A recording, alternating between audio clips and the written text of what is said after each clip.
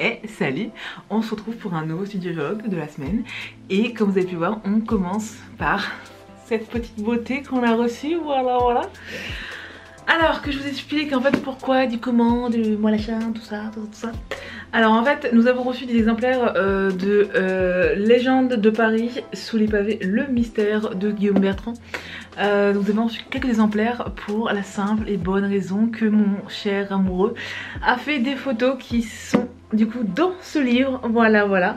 Et du coup je suis un peu trop fière de lui, tout ça. Donc du coup je me suis dit quand même que j'allais vous en parler, puisque le livre en lui-même est très cool, et puis que forcément comme il y a un amoureux qui est dedans, donc forcément voilà quoi.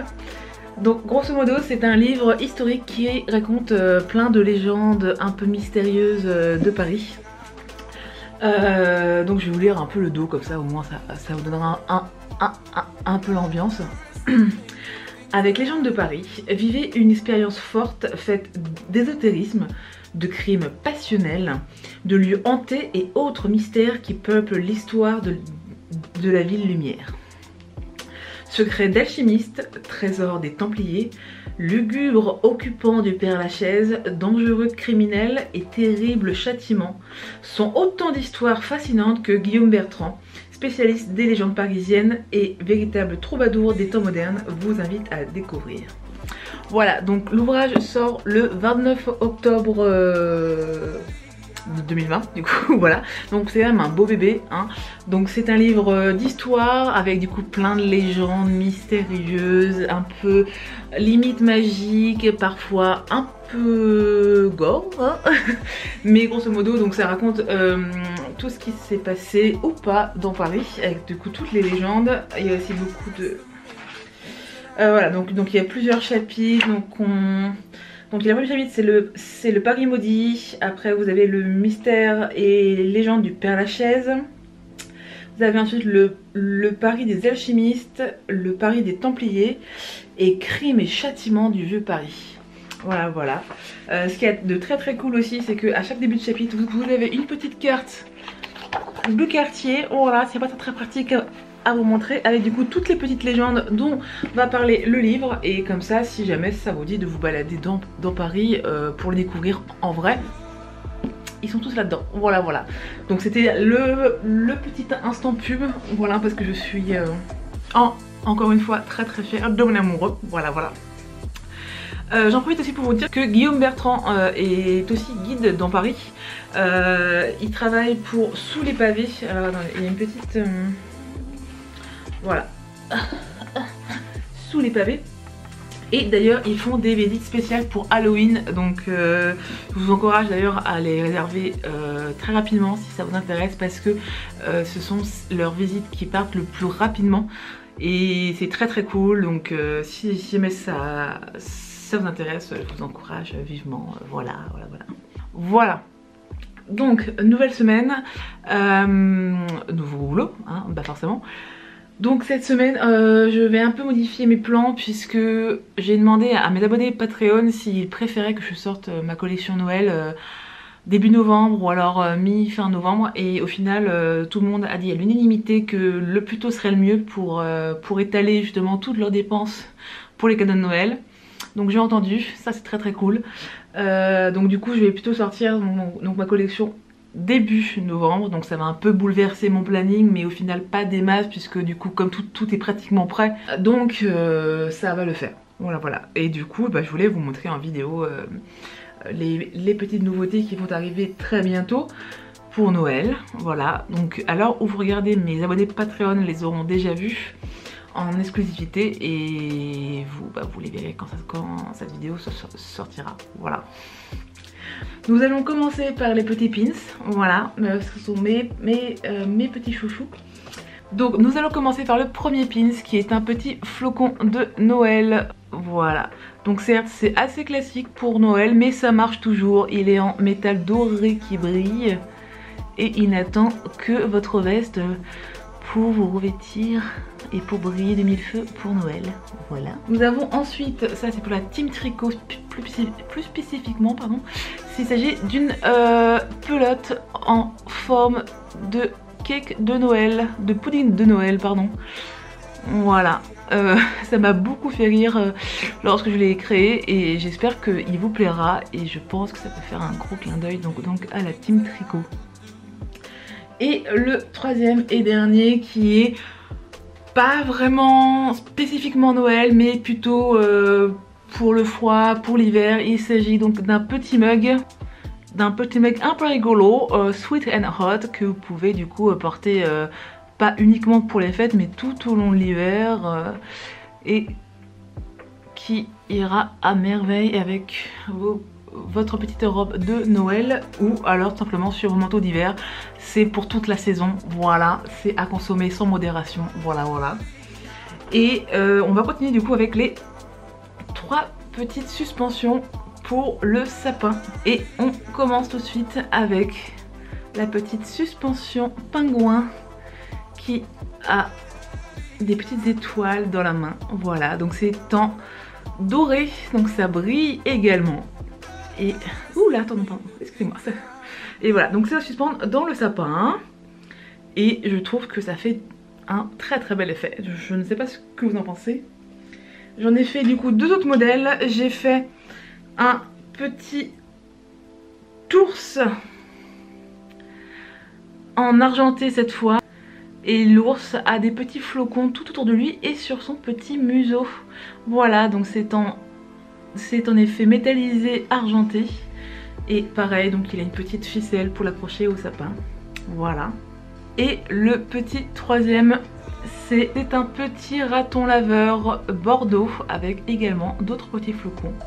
Je dois vous avouer que celui-ci c'est un peu mon préféré, mais bon après ça c'est vraiment très personnel. Voilà, donc vous avez du coup 3 modèles de suspension pour le sapin. Alors si vous me suivez depuis longtemps maintenant, vous allez peut-être reconnaître certains, enfin tous en fait, puisque ce sont d'anciens dessins en fait que j'ai remis au goût du jour et que j'ai fait spécialement du coup remodeler pour les petites décorations pour le sapin et je suis trop contente du rendement, voilà. Donc vous avez bien sûr voilà, donc 3 modèles différents avec du coup 3 couleurs différentes, donc ça sera à vous de choisir quel est votre préféré. D'ailleurs dites-moi en commentaire lequel vous préférez, voilà. Et pour vous montrer un petit peu, parce que c'est assez drôle de voir aussi un peu tout mon cheminement, je vais vous montrer les ratés du coup pour ces petites suspensions. Parce qu'à la base, comme je vous disais, je voulais partir sur un rondin un peu comme ça, donc beaucoup plus brut avec du coup les rainures du bois. Donc j'ai fait un premier essai en noir et je trouvais que ça rendait plutôt pas mal, mais je me suis dit que le noir c'était un peu tristoun pour les fêtes de Noël, surtout dans le sapin, donc j'ai essayé du coup de le faire en doré comme je le voulais et en fait je trouve que ça ne rend pas très bien parce que les traits du bois se confondent avec les traits de l'illustration et du coup ça ne mettait pas trop en valeur. J'ai fait du coup d'autres essais et j'ai eu le même résultat. Donc là nous avons le petit raton laveur en noir et j'ai voulu le faire du coup en bordeaux comme convenu, mais le problème c'est que encore une fois les rainures du bois gâchaient un peu le dessin, donc du coup j'ai trouvé ces petits supports qui sont ma foi beaucoup plus plats et qui n'ont absolument pas de pas de traces de bois et je trouve que ça rend du coup beaucoup mieux. Et au moins c'est vrai qu'ils sont tous de la même dimension, donc aussi j'avais beaucoup moins de problèmes. Mais voilà, donc je suis partie, attendez que je vous montre, de ça pour arriver à ça. Voilà, donc ça a été, vous l'imaginez bien, plusieurs jours de travail, de tests, de prise de tête, etc. Mais au final, je suis vraiment contente de m'y être prise vachement en avance parce que j'ai pu expérimenter, j'ai pu tester du coup différents supports et arriver à un résultat qui me convient vraiment beaucoup. Voilà, donc voici les petites nouveautés. Il y aura bien sûr des petites étiquettes, des petites cartes de vœux, etc. Mais tout ça, vous le verrez un peu plus tard. Mais ça, c'était pour mes 6 petites nouveautés chouchou que je prépare et que j'ai reçues depuis déjà plusieurs semaines, plusieurs mois. Et je suis contente de vous les présenter enfin et j'ai hâte de savoir ce que vous en pensez. Voilà. Bon, sur ce, je vais vous laisser pour l'instant et je vais retourner travailler. Voilà. Et j'ai été obligée de sortir le sapin de la cave pour faire quelques petites photos pour ma collection de Noël. Ça fait très bizarre sachant qu'on est le 19 ou le 20 octobre, mais bon, c'est ainsi, écoutez.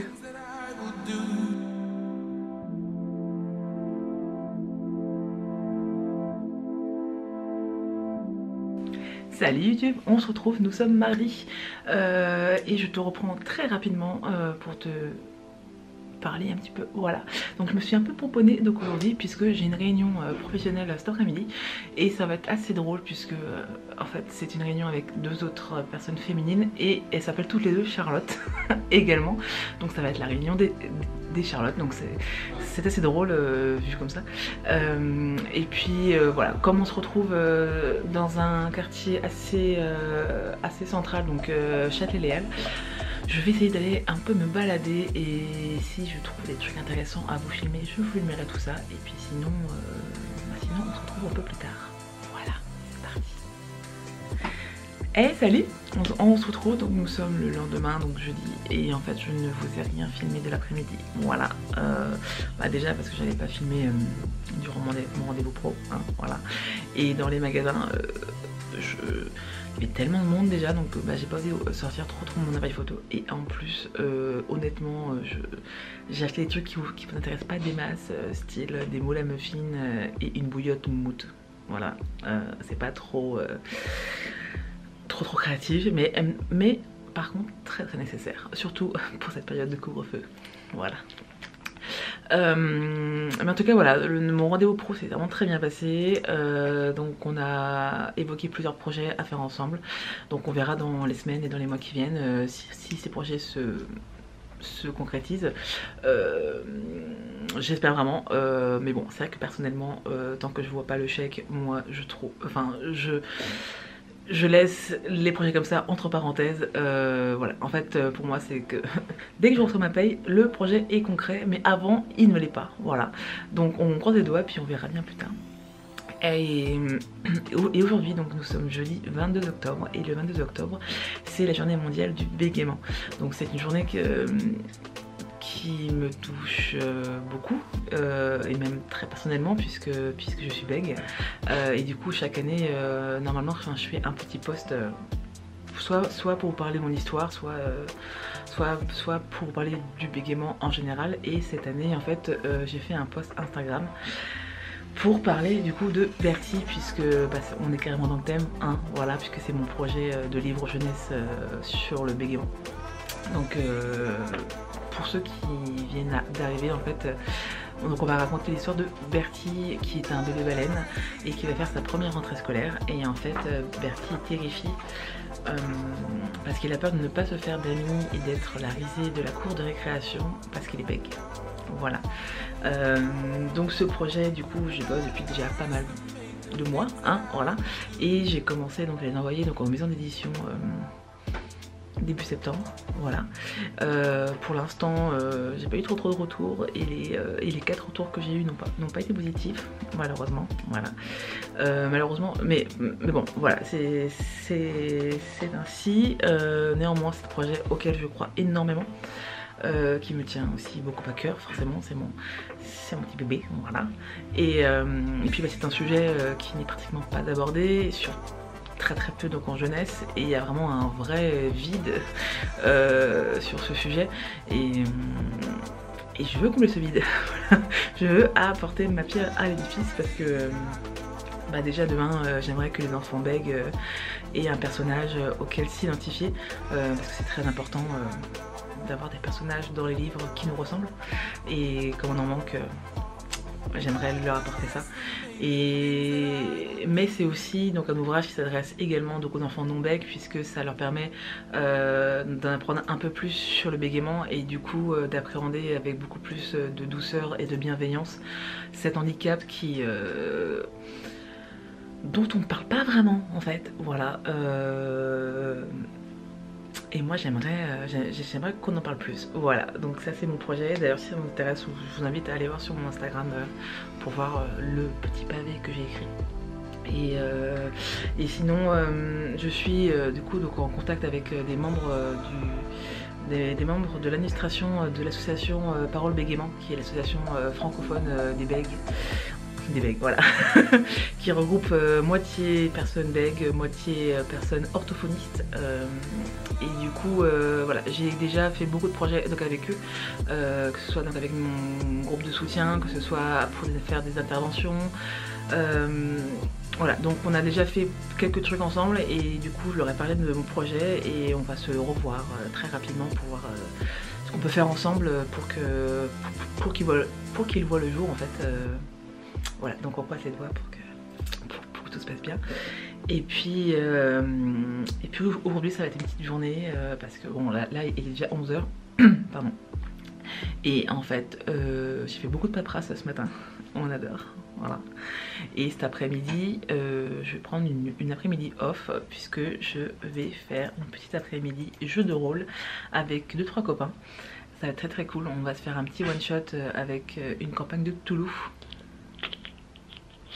Voilà, donc je fais aussi du jeu de rôle.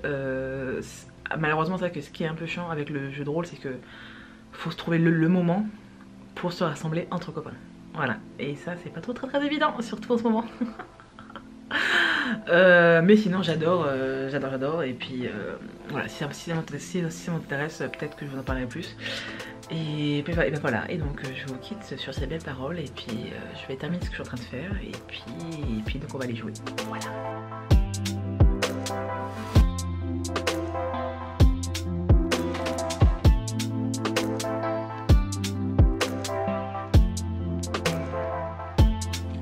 Et allez, on se retrouve, nous sommes samedi.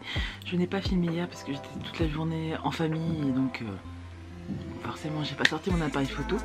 Mais par contre je suis revenue de chez mes parents avec tous mes anciens travaux d'art appliqué, donc de lycée. Et du coup ça me fait très bizarre de revoir tout ça parce que ça fait quand même quelques temps hein, puisque j'ai passé mon bac STI art appliqué en 2007. Voilà, ça fait 13 ans du coup. Donc ça fait un petit coup de vieux, puis ça fait un petit coup au cœur quand même de revoir tout ça.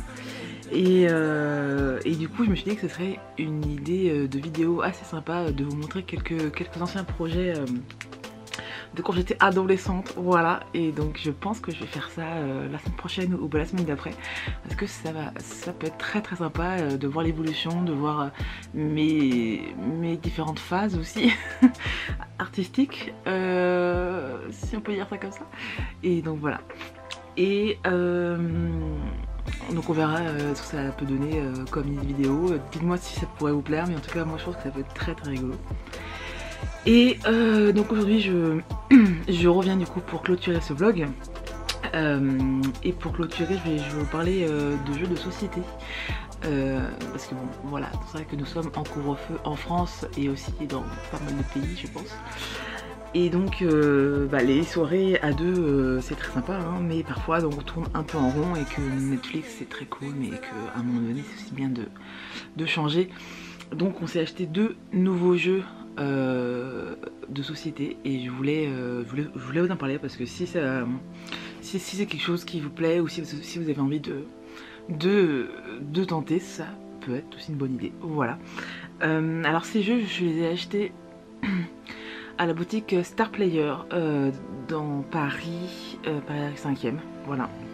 Je vous conseille cette petite boutique. Alors ce sont pas du tout mes copains, je ne les connais absolument pas personnellement.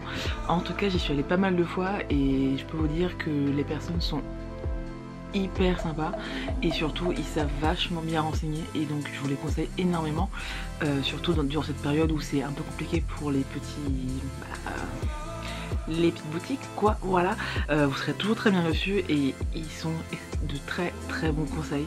Vous leur dites ce que vous cherchez, des jeux à 2 joueurs, des jeux à 4 joueurs, ce que vous avez déjà, ce que vous aimez, qu'est-ce que vous recherchez comme type de jeu. Et ils vous sortent du coup tous une sélection personnalisée et ils sont toujours de très très bons conseils, ils sont très très cool, donc allez-y, voilà, c'est tout.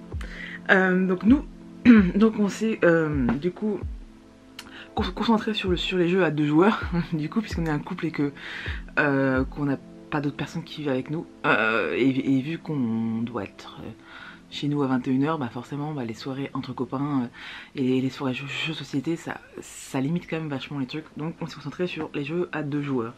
Je vais vous parler de notre petit coup de cœur, c'est Jaipur. C'est super cool, c'est un jeu super simple à comprendre, faut juste acheter et vendre des marchandises, donc sur le principe c'est vraiment très très simple à comprendre, très simple à mettre en place. Les parties sont pas très longues non plus et ça peut et en fait tout peut bouger d'un tour à l'autre et c'est super cool, c'est vraiment très rigolo. Le jeu en lui-même est très très joli et en plus c'est un petit format donc c'est très très pratique et il coûte pas très cher, genre il coûte sur 15 € donc franchement je vous le conseille vraiment vraiment beaucoup. C'est très très cool, c'est un peu dans le même genre que Splendor si vous connaissez et si vous aimez. C'est moi j'ai préféré, j'avoue, j'adore. Mais celui-là aussi est très très cool, donc voilà. Et dans un autre style, toujours pour un jeu à 2 joueurs, on a pris Kaona. Alors là, vous avez du coup un plateau avec une grande carte avec plusieurs îles et le but du jeu c'est celui qui a réussi à occuper le plus d'îles sur la carte, voilà.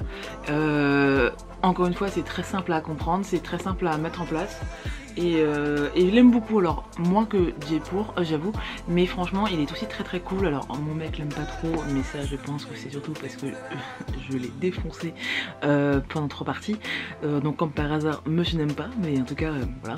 Mais en tout cas franchement il est très très cool, puis ça change voilà donc du principe vendre, acheter etc et tout, et voilà. Donc ça nous occupe bien, donc on les a achetés et testés cette semaine. Je vous ai mis quelques images d'ailleurs, alors très très rapides, de notre petite soirée. Dites-moi si vous voulez d'ailleurs que je vous parle de plus de trucs comme ça. J'essaie peut-être de vous faire peut-être un peu plus d'images de nos parties, ça peut être très très cool. Et puis voilà, et puis donc on recommence aussi donc les parties de jeux de rôle. Sauf que c'est un peu plus compliqué parce que à 2 les jeux de rôle c'est pas hyper intéressant, donc faut au moins être 3 voire 4 parce que à 2 joueurs il y en a forcément qui est le MJ, donc du coup il y en a qu'un qui joue en fait. Donc c'est pas très intéressant, mais je pense qu'on va aussi peut-être reprendre les parties de jeux de rôle par Skype. Ça peut être une solution pour les soirs où tous les copains sont connectés, mais encore une fois c'est vrai que le gros problème des jeux de rôle, comme je vous l'ai dit la dernière fois, c'est que faut qu'on soit tous au même endroit à la même heure. Ça peut se faire du coup par vidéoconférence quoi, mais c'est un peu moins sympa. Et puis faut aussi que les gens soient disponibles et soient devant leur caméra du coup à jour et heure fixe, voilà. Dites-moi aussi si ça m'intéresse que je vous parle un peu plus de nos jeux de rôle. Donc on en a sur pas mal de thèmes, hein, vraiment très très différents. En tout cas je vais clôturer ce vlog, malheureusement je n'aurai pas le temps de le monter ce week-end, donc vous le verrez un peu en retard, mais c'est ainsi, voilà. Et j'espère que tout va bien chez vous, j'espère que vous partez bien, et puis on se dit à très vite, et n'hésitez pas à me dire en commentaire si vous avez des idées de vidéos. Aussi, j'ai repris le tricot, je ne vous l'ai pas montré, mais je vous montrerai plutôt la semaine prochaine. Je vais commencer aussi à vous reparler un peu de tricot.